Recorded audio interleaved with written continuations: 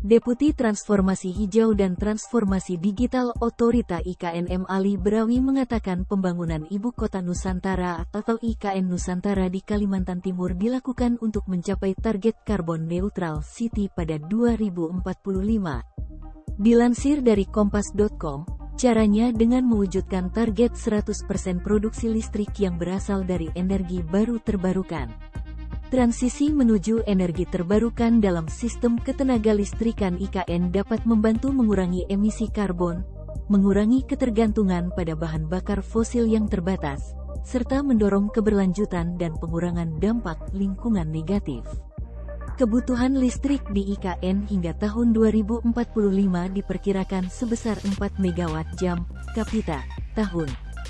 Sistem ketenagalistrikan IKN akan dipasok dari berbagai pembangkit listrik terbarukan. Salah satunya adalah tenaga surya baik dalam bentuk ladang panel surya, solar farm, ataupun panel surya atap, solar rooftop. Secara umum, potensi tenaga surya di Indonesia dan di wilayah pengembangan IKN memiliki potensi yang tinggi. Dalam upaya untuk memanfaatkan potensi yang ada, maka dalam waktu dekat akan dibangun pembangkit listrik tenaga surya, PLTS, dengan kapasitas sedikitnya 50 MW, MW, yang terletak di wilayah perencanaan 3, WP3, IKN. Guna mengadopsi energi terbarukan sebagai bagian dari transformasi kota menjadi berkelanjutan dan ramah lingkungan.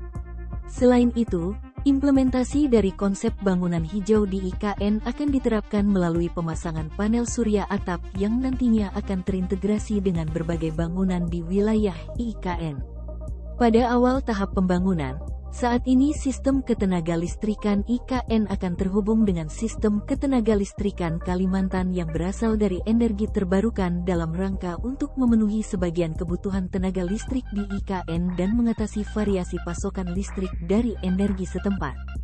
Dari sisi infrastruktur, jaringan listrik di IKN akan disalurkan melalui transmisi kabel bawah tanah atau underground cable, UGC melalui multi-utility tunnel yang secara bersamaan menampung utilitas lain seperti sistem perpipaan dan kabel jaringan optik.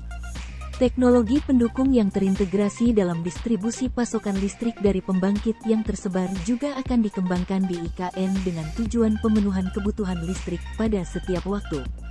Salah satu contohnya adalah rencana IKN dalam mengaplikasikan smart grid atau suatu sistem jaringan aliran data listrik dua arah dengan teknologi komunikasi digital.